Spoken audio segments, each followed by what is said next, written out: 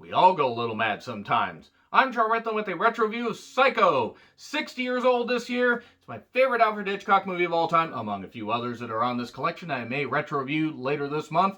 And horror movie month is my favorite month of the year. You know I love me some good horror movies. I even love me some bad horror movies. I review all kinds, and I figured, why not dip into the classics? This, by the way, in case you don't know, is my favorite scary movie of all time, because the human mind is the scariest and most disturbing thing if you dive into it.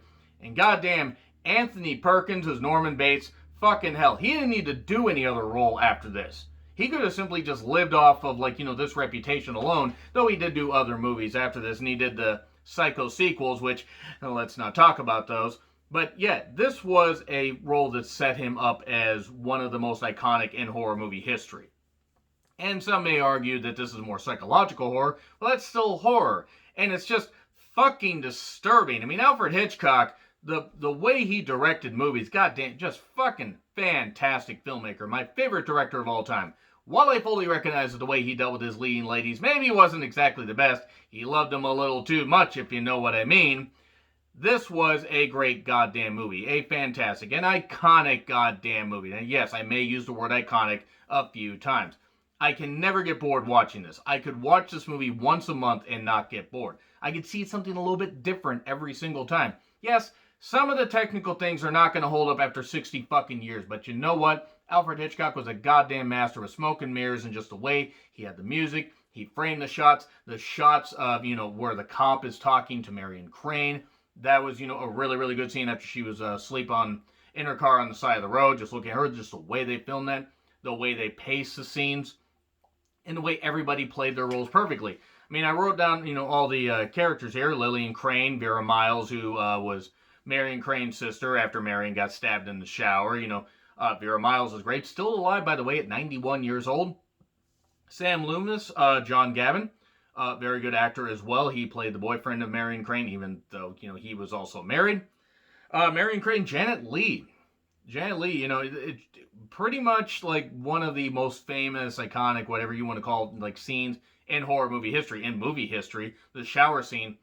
She gets talked about as being a big part of this movie, and she was the catalyst for the second half, but she dies halfway through the first movie, and a lot of people tend to forget that for some reason. They think, this, and she was, a great part of the movie, and she was, but then they had to kill her off, and that scene was just so great. I got some quotes here written down, and yeah, 60 years after the fact. Sorry if you haven't seen it. Yes, there are going to be spoilers. Do apologize. Detective Milton Arbogast. I always mispronounce that. Martin Barsom. He was good. The sheriff, John McIntyre, who sounded drunk during a lot of his stuff. He was like, well, Norman's mother died 10 years ago. Actions have consequences is what the theme of this was. During an early scene, I actually made a bad joke, and I feel really, really bad, but Marion and Sam are talking and everything, and then, Marion is back at work at her firm, as a secretary for, just a local firm that's a, real estate agency, and she's going to help transfer some money to a bank. And she says to her coworker, well, you can't buy off unhappiness with pills. Well, Judy Garland tried that. Bad example. Didn't work for her. Moving on. Marion, takes some money, $40,000 from a client, and is going to, because he wants to buy a house for his daughter. Okay, she's taking it. She's a trusted employee of 10 years. And then she realizes, hey, wait a second. I'm going to take this. I mean, to be fair, $40,000 back in 1960, I mean, I think that would be close to $120,000 right now. That would be quite a bit of money. And that's sizable. And even if you have proper investment, somebody takes 40 grand from you. That's a big goddamn deal. And she, instead of depositing at the bank, leaves. She leaves Phoenix. She just drives along and everything. The scene where she's she's on the side of the road and everything, and talking to the cop after he wakes her up. Just the framing, just the shades and everything, just the way it reflects, like he's looking. And he knows there's something wrong. He can't prove it, but, he's like, well, I see this stuff and everything. Well, am I acting like there's something wrong? He's like, well, frankly, yes. And she was. She wasn't very good at hiding the fact that she committed this crime. And then he lets her go. She decides, I'm going to trade my car in, and she trades her car in. Well, the cop's there too. and sees this and figures, hey, maybe I should figure out what the fuck's going on here, because she is acting a little bit strange. That was a particularly good scene.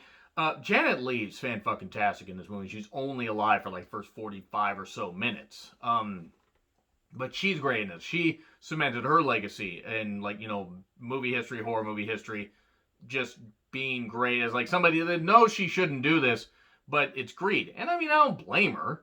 I really don't. I mean, I'm not saying it's okay, but I don't really blame her. If somebody handed me 120 grand, I'd be tempted to take it. I mean, I wouldn't, but I'd be really tempted to take it, because I wouldn't want to end up dead in a seedy motel or attacked again. Moving on. This leads to the Bates Motel, the iconic, Bates Motel, all that, Norman and her are talking, and just what's, great about that scene is, he, like, goes up to the house is there, and Mother is talking, and Mother says, no, it's like, I don't want her up here eating Norman. Norman, I told you to stop bothering the guests. No, but it's like, I don't want her up here. You probably want her, you sinner, this kind of stuff. Not those exact words, but pretty much the same thing. And he says, I wish you could apologize for other people.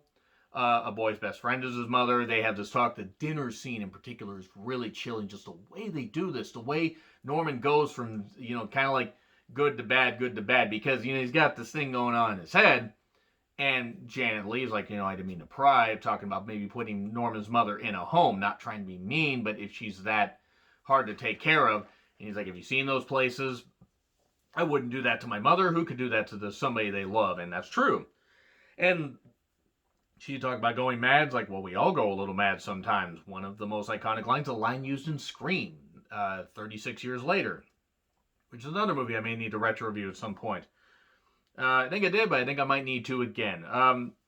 Then, the dinner scene, after that's done, we get, she's going to take a shower. He's got a little peephole thing. He sees that, and, seeing her. To be fair, Janet Leigh at that point, seeing her like that would have triggered anybody to act out. She was beautiful, and so was Vera Miles at this point. And then the shower scene, just there, stabbing with the knife and everything. The great way they did it is they did it where the knife never plunged into the flesh, and yeah, they had blood running down the drain, but the way they did it was so great. One, they avoided the censors. Two, the way they did it was very artsy. And it was great shit. It was just great shit. I can't say enough about how great that was. That music will stick in my head for the rest of my life.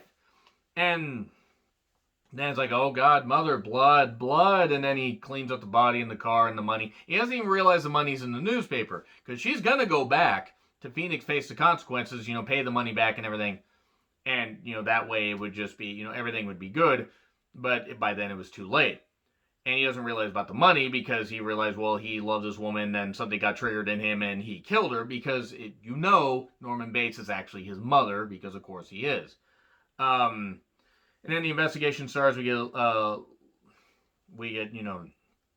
Lila, Sam, the detective, and then Norman and the detective are talking. He kind of gets some information out of him. It's like, wait a second, if the mother's up there, I'm going to go talk to her. He makes a phone call to Marion's sister and says, hey, I'm going to go up and investigate. And then I fell down some stairs. That shot where he's paying down the stairs and everything.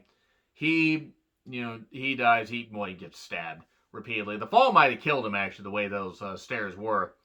And then Sam and the sister go along and investigate. They find out that Norman's mother died 10 years ago. She poisoned the man that was with her and then poisoned herself. As it turned out, Norman did it, because Norman did not like that he was being replaced by a man that was taking his mother away from him after his father died, like when he was like 5 or 6. And they're at the hotel pretending to be a married couple. Sam talks to Norman, and Lila goes to the house, and she gets, she finds the dead mother's body, and like, oh no, Norman's dressed up, trying to attack, and then Sam stops him, despite being knocked out earlier. I'm Norma Bates and everything, and the psychiatrist, or the guy trying to explain, like, the rest of it, like, oh no, it's like, after all this stuff that happened, after Norman killed his mother, he preserved the body, he took on the personality of his mother as a way to assuage his guilt. and basically, did that. He just did as a way to basically, try to, justify it in his head. And but now the mother personality is taken over. The mother explained that there were two, that he killed two other girls. That it wasn't her that did. It was Norman, even though the mother's the one explaining it, because mother took over because of guilt and the fact that Norman's been a disturbed kid for years, and now is a disturbed adult.